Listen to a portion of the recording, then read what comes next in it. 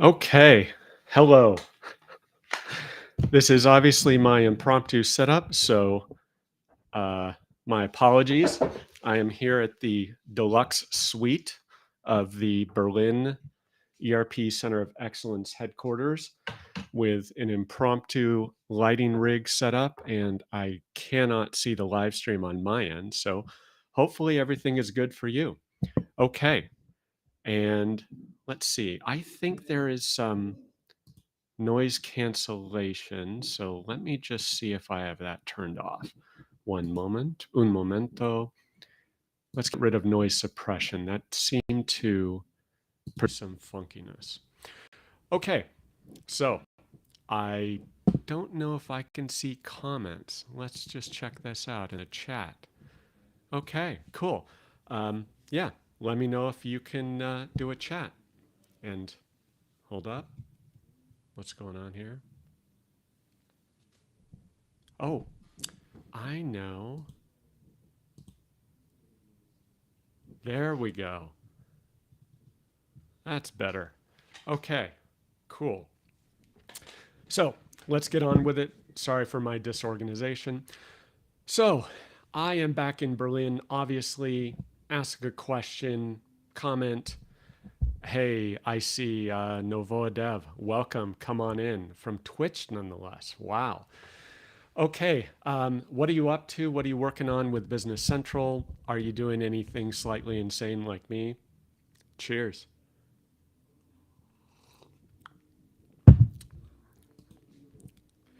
So, al fin de semana, last weekend, my wife continues her surfing adventure. So, we went down to Seal Beach again, and she got in the water and got battered by ocean waves. Apparently, she finds that enjoyable.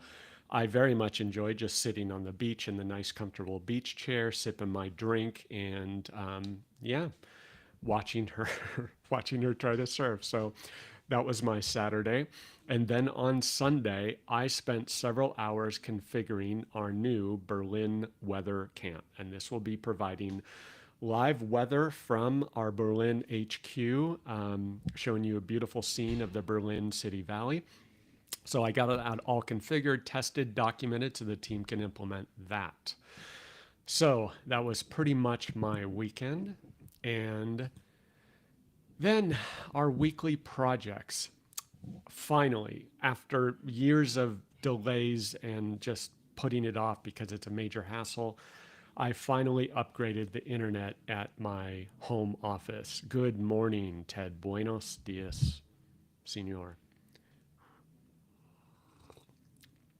So I finally got my internet upgraded. Uh, so relieved by that.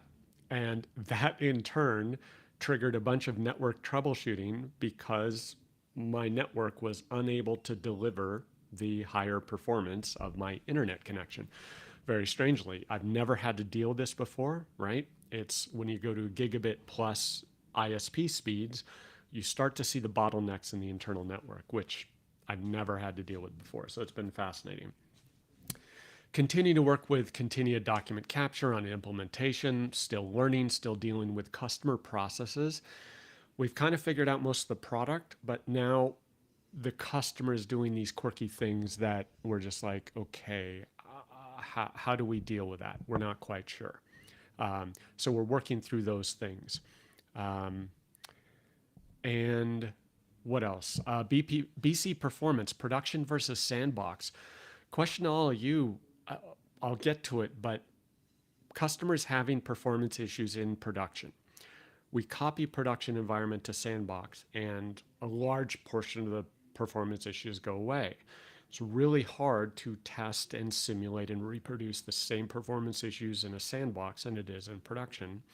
You just don't have the same usage, don't have the same loads, don't have the same processes going on. So we're trying to deal with that. And then BC development estimates, age old question of how do you do that? How do you estimate something you've never done before? How do you make sure you've got everything in scope? How do you make sure your tasks are accurate? You're not missing anything? Are you underestimating something? How do you deal with unanticipated issues? I wish I knew this secret despite having done this for many, many years. So, Monday, big day. After numerous attempts, finally got my fiber internet service upgraded. I had an appointment, didn't show up anywhere in the app, and the guy did show up. So thankfully, it went well. I had everything laid out, ready to go, all pre wired. So he just had to terminate the Cat 6, plug it into the optical network terminal, plug it into my firewall. He's like, you don't even need to bother with the router. So it was good to go. And in 15 minutes, I was at 1 gig. But what is fascinating is now my 1 gig internet connection is maxing out my firewall. It's a SonicWall TZ570. So if I do a speed test, it is hammering the firewall now, which is interesting. I've never encountered that before. And also, I am discovering numerous bottlenecks or issues or something in my Wi Fi network. You'll notice, so over there, you see the speed test. And so that's wired. But when I tested on wireless devices, I was getting just 100 megabit. It's like, what is going on? So I eventually tracked down and isolated where the issue was coming from in general. And you'll notice in the picture on the far left, there's a little black box connected to a switch. That is a PoE plus injector for my wireless access point. It has a higher power requirement, so base PoE was not enough. So I had to buy a PoE plus injector. And what did I not pay attention to when buying that injector? The network throughput. Apparently, and it's not documented anywhere in the product specs, apparently that PoE plus injector is limited to 100 megabit. I would have never thought to check. It just never occurred to me, never had the need, right? So now I realize that's a bottleneck. I have to tear that out. The switch is PoE. It's old, so I grabbed a newer PoE Plus switch, plugged it in. That's powering the Unify AP now, and cleaned up all the wiring. And so now I'm good to go. Except now I'm still getting throttled on an iPhone for some reason. It's about 145 megabit download. On a laptop, it's like up to 450. So I don't know what's going on. There's something going on with my Wi-Fi configuration that seems to be limiting it. Not sure. Anyway, and then I did packing round 2. Every time I go to El Salvador, yeah. So Ted says he has injectors in his setup. So there is a newer model, this exact black Unify PoE Plus injector. The newer model is a -G variant. Mine is not. So if it has a -G at the end of the model number, that should support gigabit throughput. At the time, I didn't even occur to me to check for that, but they don't sell this older non-G model. The new model, all I could find was a -G, and that does explicitly say gigabit throughput. So hopefully you're good going forward. So I packed round 2. I first do a pre-pack, just check out what suitcases I need. And then I do a round 2, start to distribute. I bring my scale out. I put a piece of tape on there. I weigh the bags, write the weight, figure out what's in each bag. I have to figure out, move this over there. It was pretty crazy. So that was just round 2. I think I did 4 rounds this trip because I had over 160 pounds of luggage that I brought this time. Much to the dismay of the crew here, there's like, stop bringing this stuff. So, yeah, BC development estimates. So I have had numerous situations where customers said, hey, customer partner says, hey, we want this customization. We want this PT. We want this integration, whatever. So I listen to them, write down the requirements, discuss scope, come up with a task list, come up with an idea of how I would do this, a design, approach, implementation plan, deliver it to the partner customer, and they say, oh, that's too expensive. And what's great is when they say, I was expecting X. So let's say that you propose 40 hours. They say, I was expecting 20 hours or less. Really? Really, Mr. Customer, how many custom integrations like this have you developed with an ERP system and third-party product? Like, it's wild how these expectations, these arbitrary random price and effort estimates get into the heads of people without them doing any effort, without them doing a task list, without them scoping, without them having any development experience. Somehow, there's always an expectation as to what something will cost. It's fascinating. So this has happened a couple times in the last few weeks. And it's like, okay, I don't know how you come up with that number, but is there something on my task list you disagree with? Do you not want project management? Do you not want documentation? Do you not want testing? And I think one thing that happens is people have expectation of development, and that's all they think of. They don't think about setting up the new project in VS Code. They don't think about setting up DevOps and Alpaca or ALOps or uh, Git, what is it? ALGO for GitHub or whatever it's called. They don't think about project management. They don't think about testing, documentation, debugging, right? Like they don't think about all the exceptions and additional work that goes into a project. So yeah, your dev may be 24 hours, but all the other overhead adds up and gets you to 40 hours pretty quickly. And project setup, deployment, pushing to a sandbox. I got a question. It's like, well, why are you pushing a sandbox for testing? Like, why doesn't your developer just test?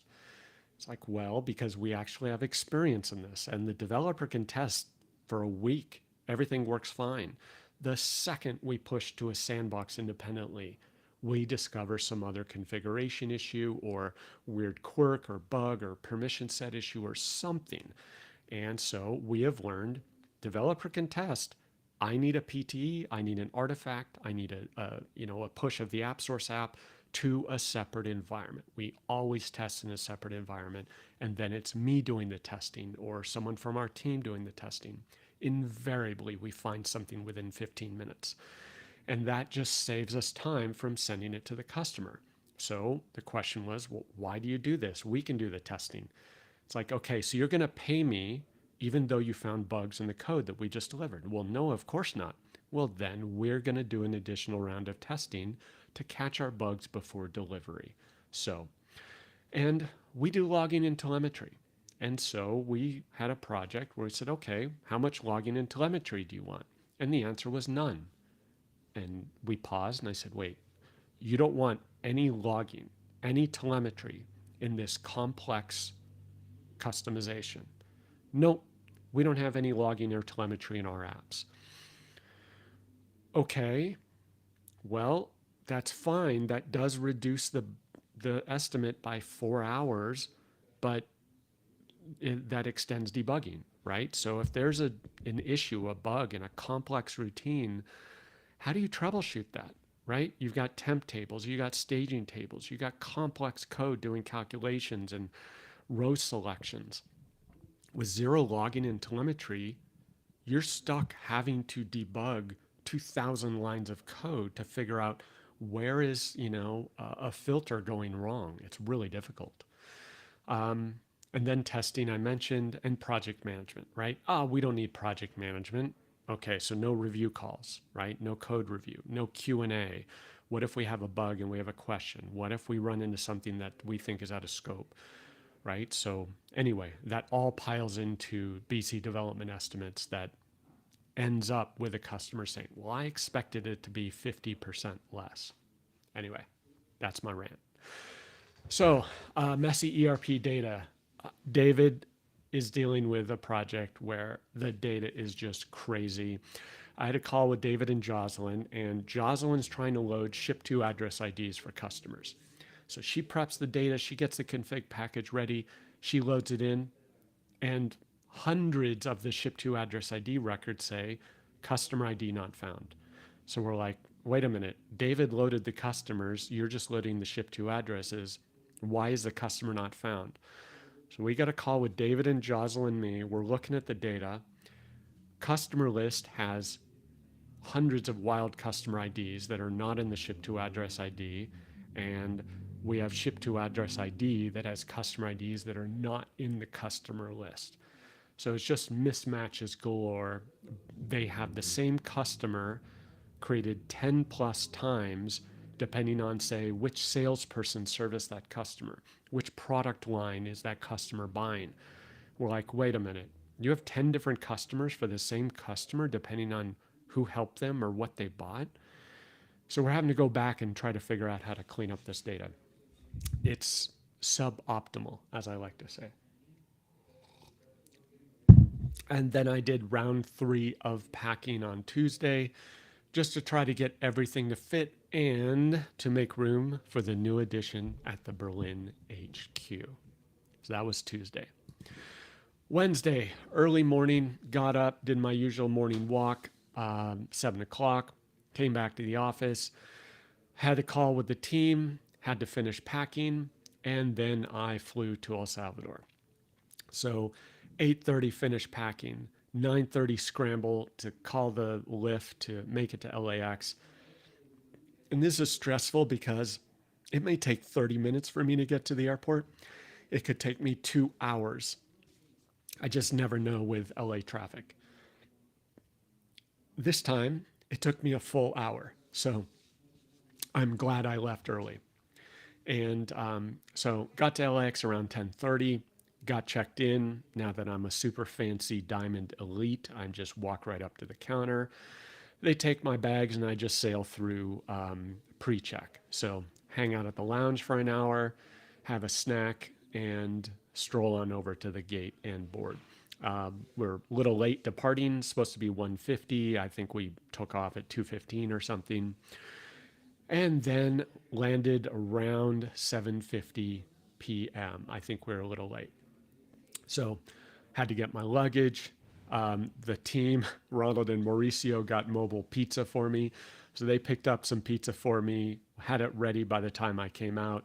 We hopped in the car and I just had dinner on the road. And it was a really bad rainstorm, lightning, tons of rain, flooding on the roads.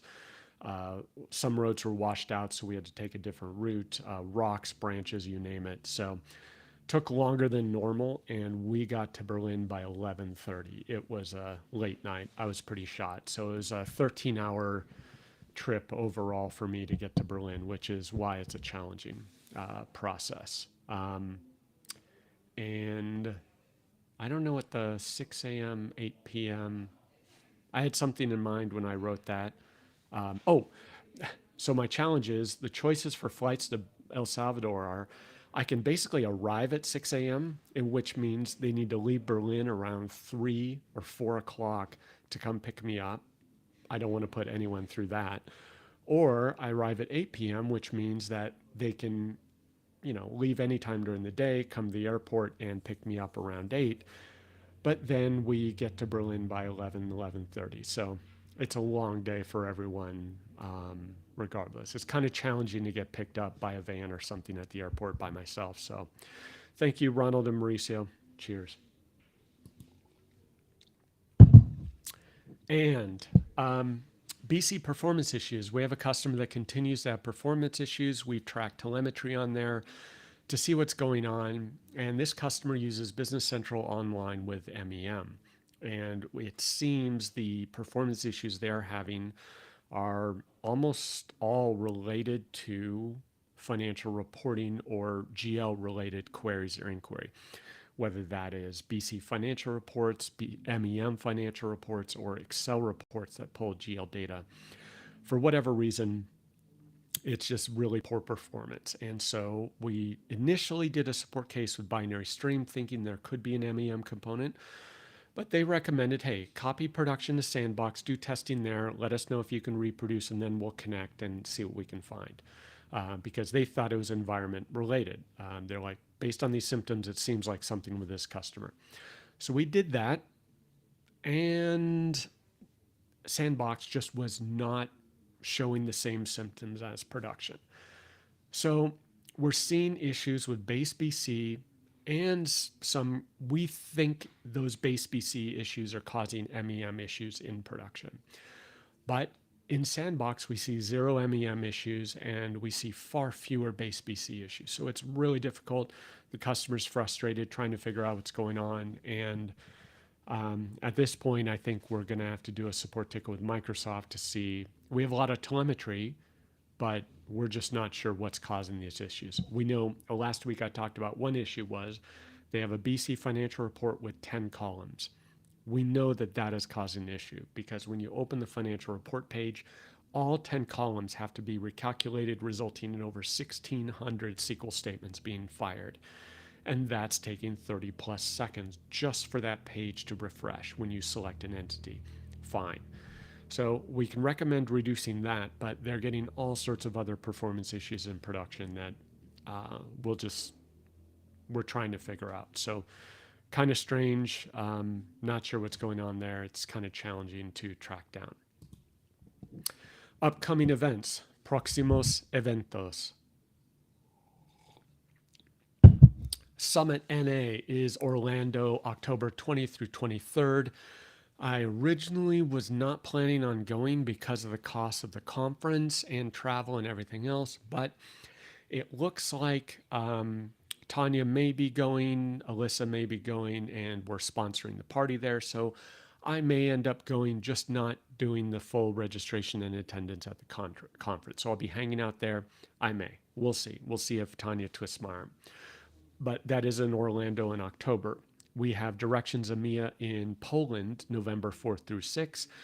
I am not planning on going because flying to Europe from LAX is a very expensive and long endeavor. So enjoy Poland and double check the Poland visa requirements.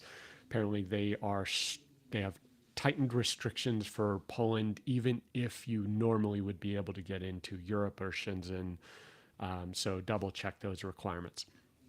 And Dynamics Minds, I saw they have announced May 25th through 27th in Slovenia. So although that is a ways away, start making your travel planning. That is apparently the cool conference of the year in beautiful Portorož, Slovenia. And Thursday, Jueves, I got a good night's sleep on Wednesday night after the long journey and got up to hang out with the team and work with them. And it started with a call with Ronald and the partner and customer, or Ronald and the partner. And we discussed Continia document capture, functionality, and what we're calling the messy invoices. And even if Continia has all the greatest features in the world, the issue we're having is that the customer wants to keep their processing or their business process for handling these invoices. And it involves a vendor sending an invoice to a branch, and then the branch manager reviews it, codes it, and then PDFs it somehow and forwards it on to corporate to be paid. So what we're finding is that the PDF being submitted to Continia could be 3 pages, it could be 15 pages long of the vendor invoice coding, these weird attachments, email footers, like we don't know how they're generating these. It's kind of bizarre. So Continia is like, what am I supposed to do with these 15 pages? Who is the vendor? Literally, there's an invoice with no vendor name, address, anything. And somehow Continia is supposed to divine who this vendor is. And like there's email footers and all these other attachments. So strangely, we're having to fight the business process to figure out what's going on in order to even use the product that they want to use. So they say, we don't want to change our business process, but we may need to explore that to figure out how do we clean this up? It's not a technology problem. And Thursday, I met with Jocelyn and we did Business Central Financial Reports training. And that was based on me having zero knowledge of Business Central Financial Reports. I relied upon my knowledge of FRX, which would have been from, 2005, 2006, 20 plus years ago. And thankfully, I haven't had to use FRX or Management Reporter or anything else since then.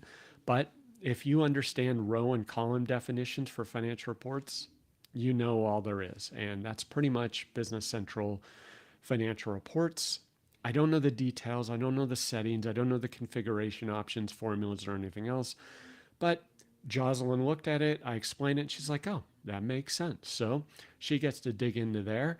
But her first set of financial reports are going to be brutal because the customer's GL account list, it just it's pages and pages and pages. I mean, it's like 15,000 accounts or something crazy. So once again, the problem is not the technology, it's the customer and their zany idea of how an ERP should be implemented. So that'll be interesting. And Thursday, the Berlin weather cam. Fatima and David worked on the Berlin weather cam. They followed my 14 pages of documentation on configuration and setup. They got through all that, got an IP address assigned, got it connected to the Wi-Fi because this is a Wi-Fi enabled IP cam from Hikvision. And that went fine. They got signal and video on the camera, but the mini PC that you see there is an i5. It's an older i5, and I put Ubuntu on there just because I didn't want to deal with Windows. I thought, oh, that'll be easy. Ubuntu with OBS should work fine. But we're seeing performance issues. The mini PC does not have much of a video card. I think it's integrated graphics with the Intel chip. So it was just stuttering. It was just really having a hard time. It's like 75% CPU. So it is not up to the task. So we dug out an i7 mini PC. We're going to see if that's any better. And it may be that the mini PC is not up to it. And we need some type of machine with a dedicated graphics card, which is kind of annoying because it's just a weather cam. But hey, I got to have a weather cam. It's mandatory. So it's going to be a beautiful view. Just be patient. And then eventually we had some work to do, and Ronald and I went to Santiago de Maria to go to Super Selectos for grocery shopping so that I can cook a few dinners. So on tap, we have chili, Steve's homemade chili recipe with Salvadoran ingredients. We're going to see how that goes. I don't know. It's going to be impromptu cooking session.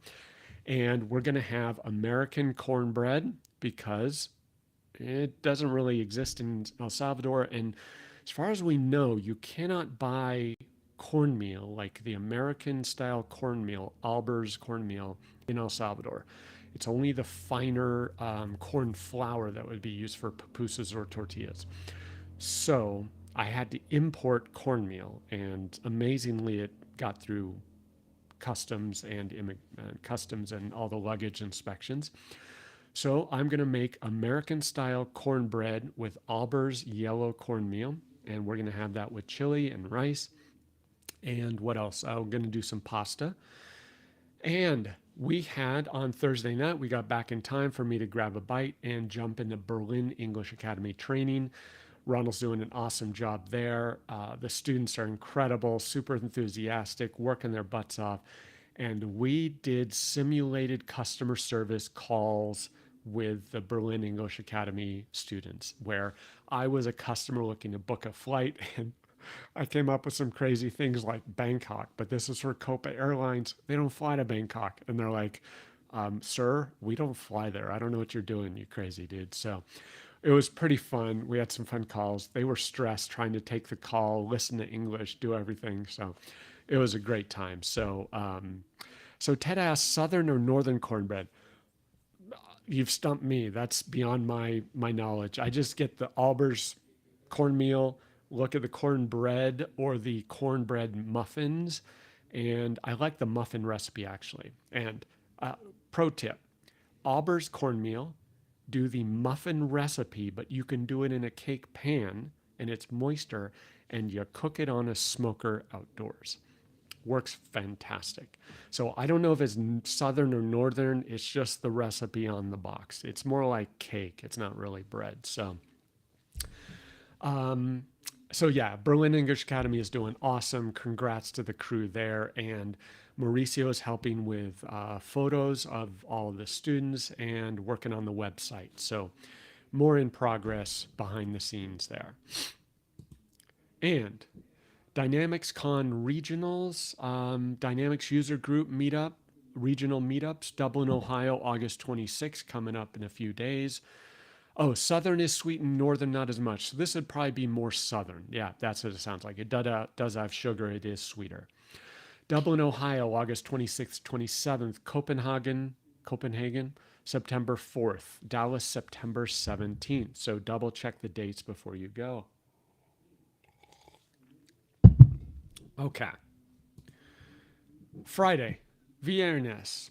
Multiple projects we're going to be juggling, folks.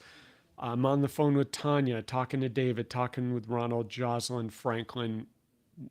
Things are happening. So we have projects, we have sub-projects, we have tasks, we have PTEs, we have AppSource apps, we have data loads, financial reports, Power BI, PTEs, you name it. We're coming online fast. Oh, Northern is sweet. Okay, come on, Ted, get it straight. You are the cornbread curator. I expect a recipe on my desk ASAP. No, but yeah, it's whatever's on the box. So tons of projects starting. The challenges, the eternal challenges of any partner is prioritization, coordination, project management. So Fatima here in Berlin is going to be working on PMP certification. And so I've asked her to start training for PMP. We are open to getting any project management practices we can get for the team and try to improve our coordination. New project tasks. We have things on deck. We have tasks we're working on. We have things lined up. But prior to a go live that's coming up, I get a call from Tanya, hey, we need X, Y, and Z. This ISV solution isn't quite the right fit, so we need to do it ourselves. Like, okay. So we need to be responsive. We need to be fast. We need to support the implementation team, but we need to maintain quality, and we can't drop the ball on what we're working on now. So we're having to juggle that. It's interesting. And then partner challenge. If you've been a BC or a Dynamics partner or any ERP partner for a while, there's the challenge of you've got your new projects, you've got your new AppSource apps, you've got your new PTEs, but then you've got your existing customers, existing implementations. And then you've got your customers you've already implemented. They're in support mode. Maybe they need a report, a new PTE, a new config package, or they just have a support request. We've got a help desk, but managing this entire stack, like chronological stack, I'll call it, from your old customers to your new customers, your new projects, the new shiny thing. It's really hard to maintain all of that chronological stack. So a lot of partners chase the new project for the new revenue, and they drop the ball on their old customers, and those old customers find new partners. So age-old question, how do you deal with it? Just need to be aware, responsive, on the ball, and need a project manager. Assessing ISVs. How do you assess ISVs? We have had a few situations, and I've heard others have the same issue. They try to contact the ISV, and they just don't get a response, like at all. And this seems to be a common theme. It's like, hey, we're interested in this product. How do we demo it? What's your price list? Do you sell the United States? No response whatsoever. Or maybe after 3 weeks, you get an email with a perfunctory response that doesn't answer your questions and you can't get a hold of them again. We're having that problem right now with an ISV. Their solution sounds promising, but it's like a 3-week turnaround time for any email, if that, and it requires multiple emails to get a response. And then when we test the product, we're having all sorts of problems. And it's like, okay, it's kind of like red flags popping up here. So are you experiencing that? Like, I'm wondering if some of these partners may just start be dropping out, or maybe they're more nav partners and they haven't quite transitioned to the BC way of doing things, at least in the US. So responsiveness, pricing questions, product issues, we're kind of leery of some of these ISVs we're evaluating. And so we're debating, like, do we deal with this? If we have red flags, do we even go forward, or do we just build it on our own? And then Tanya says, hey, build this. And I'm like, okay, we have a bit of a backlog. So where does this need to go? What are we going to deprioritize to push this up to the top of the stack to make the go live for October? So that's kind of the challenge we're having. Oh, and check this out. Okay, let's see if I can do some fancy studio footwork. How do we do this? Maximize, spotlight.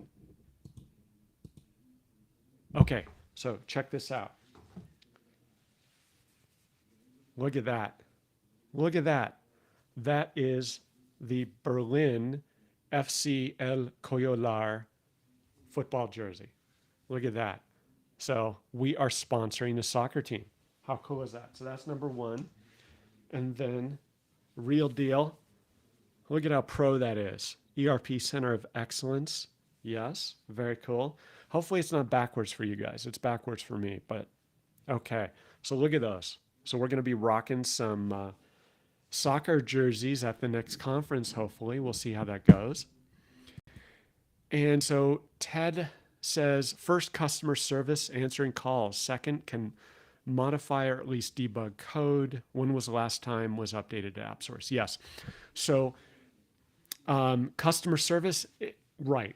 If they can't answer initial questions on the sales call, then that's a red flag, right?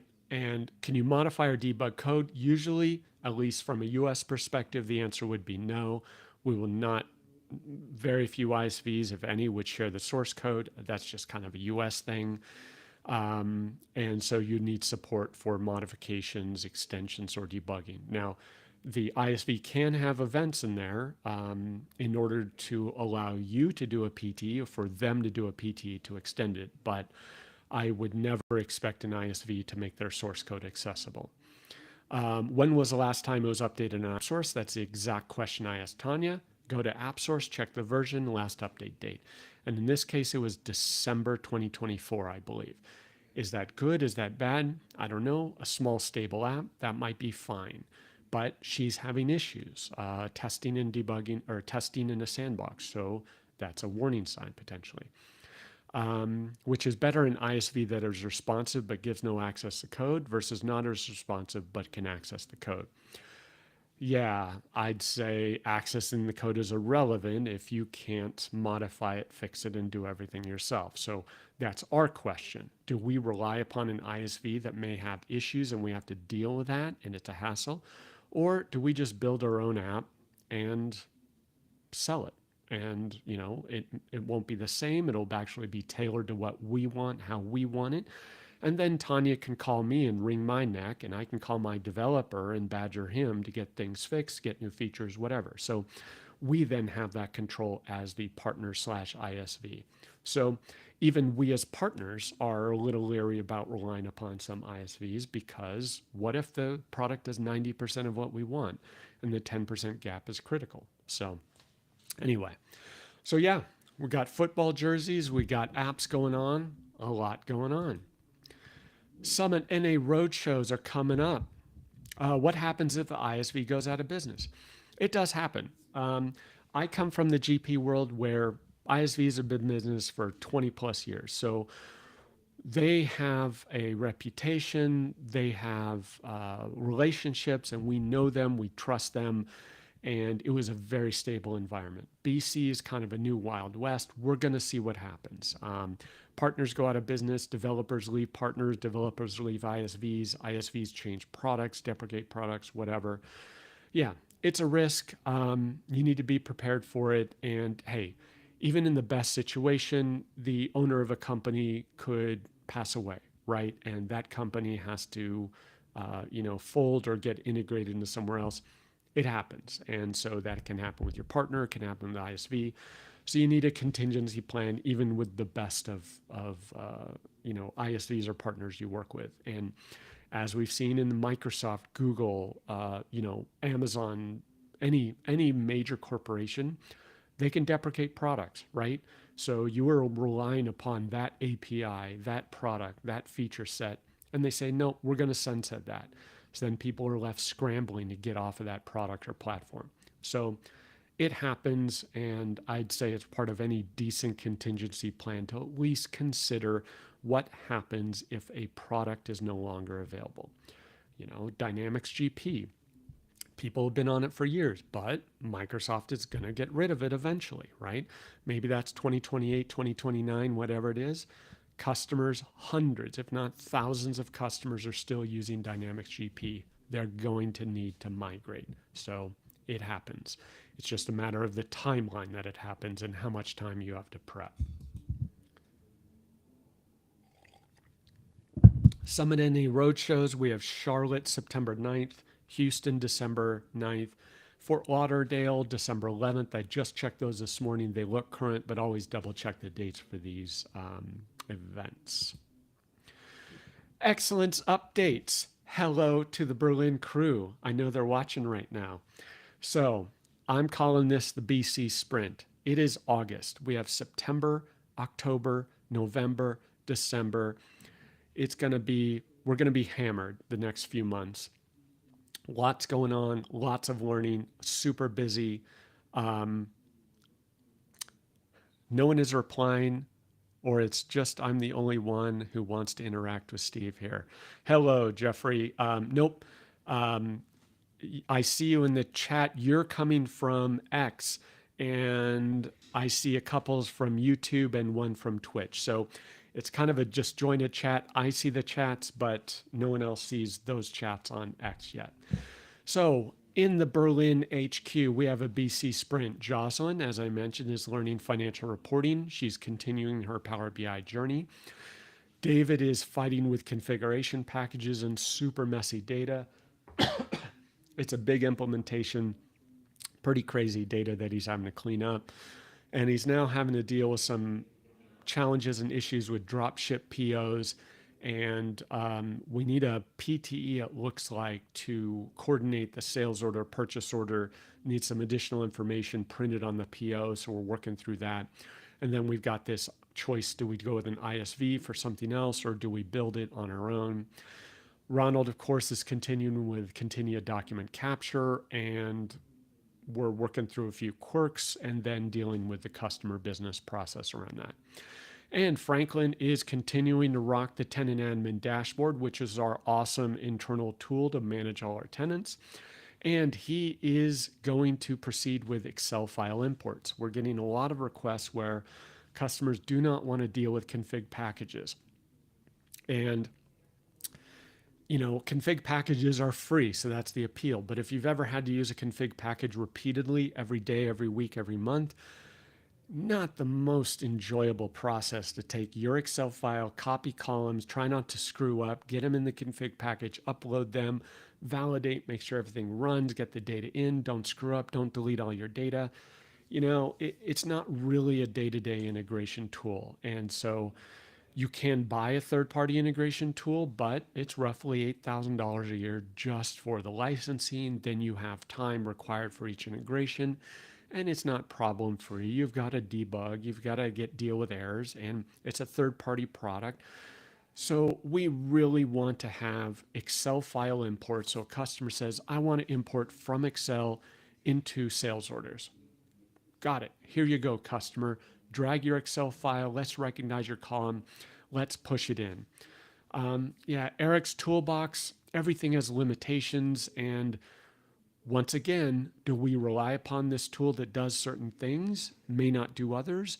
Like we use Simple Object Designer. It's great for certain things, but it's an 80-20 rule. It does 80%, but I was just on the phone with Tanya. It doesn't support certain tables, certain fields on certain reports and certain windows. And it's like, so the customer's using Simple Object Designer, but we're having to do a PTE to deal with the edge cases and bizarre fields we're having to deal with. So yeah. Jeffrey just popped over to YouTube and he's seeing the chat on YouTube. So it does seem there's more chat on YouTube, but welcome, Jeffrey. Come on in. So yeah, team is super busy. They're all coming online, all just diving into BC project and getting the real world experience. They're doing great.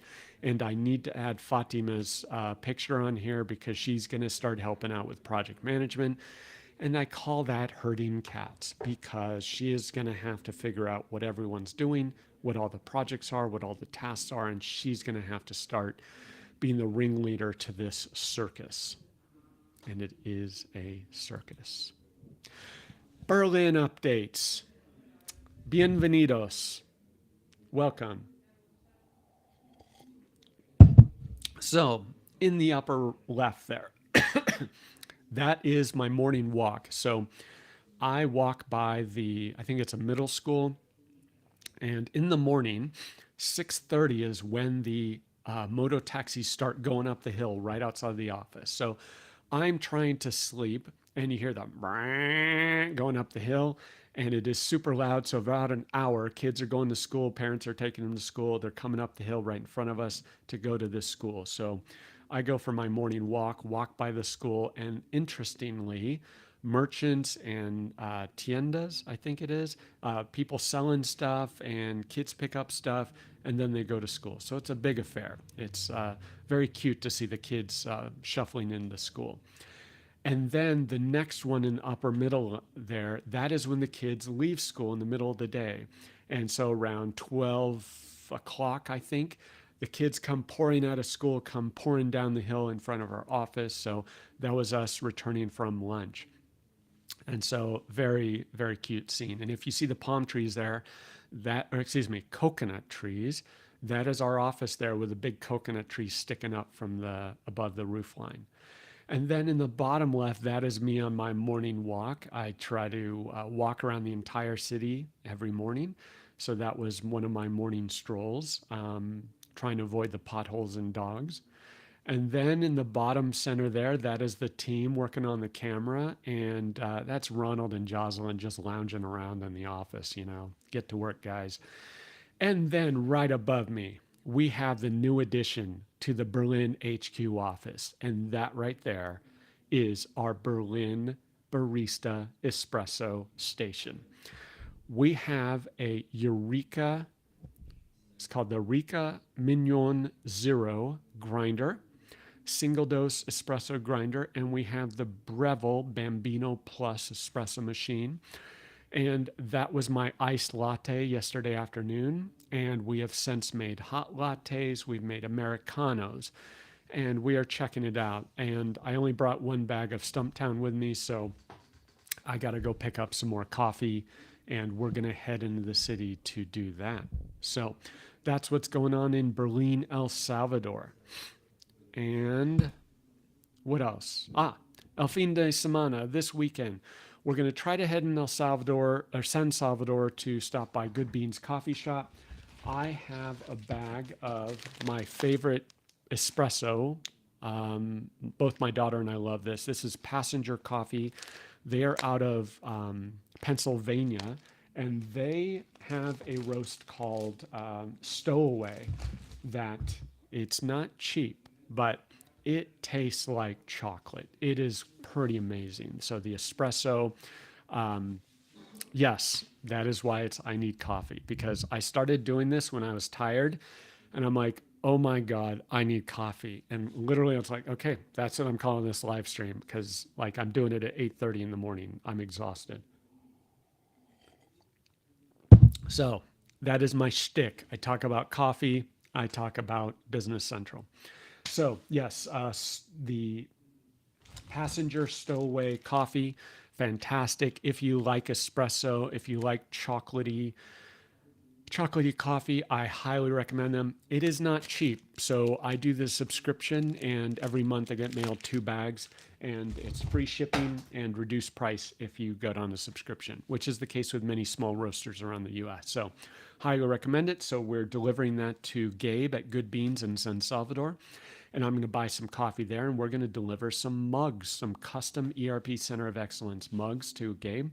I think it's in the photo there. Let me go back a slide. So if you see right there, that's our custom ERP Center of Excellence mug, of course, because if you have an office in Berlin, you've got to have the custom mugs. And thank you to America, who prints our custom mugs, shirts, we're going to have some banners done. So she hooks us up with all our custom attire, the whole team. You can see in the office there, the whole team has our logo shirts. And we're going to go to Plaza Merliot, and that is a shopping center in San Salvador that has 2 or 3 computer stores. And we're going to check out the cost of custom computer parts there, like power supply, motherboard, CPU cases, things like that, because as you saw for the live streaming of the weather cam, that requires some horsepower. And then for this live streaming, I'm sick of doing this on my laptop with the limitations of the Restream Studio. I'd like to get back to my vMix setup. I've got the camera, I've got the lights here. Actually, I don't know if you can see. So I've got the lights hanging here. And so I want to do full on green screen vMix and, have my whole studio. So why not? So we're going to have a video production PC here that's going to double as my gaming PC because I can't play games when I'm in El Salvador. So we're going to do some first-person shooter games here. And yeah, I'll play with my friends back in the US. And we have a couple people who play games in Berlin. So we're going to give that a try. So that's Plaza Merlio. And then we're thinking of potentially spending a night in San Salvador to do historic San Salvador district. Check out the lights, the library, the beautiful downtown square. And yeah, have some fun. So that is El Fin de Semana, and we are wrapping things up. So welcome, Jeffrey. Thanks for joining. It is every Friday morning. I do my best. Sometimes I'm late. Sometimes I have to skip it. But thanks for joining. And que tengas un buen fin de semana. Gracias. So go out there, do something fun, learn some Business Central, learn something new, learn some features. I tell the Berlin team, pick one field in Business Central that you've never used, never heard of, and research it. Your mind will be blown where you end up. That's from the field to the page, to the table, to the reports. What is that used for? How can you use it? It's pretty crazy, the rabbit hole you can go on. So have a great weekend. Learn some Business Central. Check it out. And yes, every Friday morning, I try to do this, have my coffee, go on a live stream, rant about the crazy, zany, and silly things I do, the stupid mistakes I make.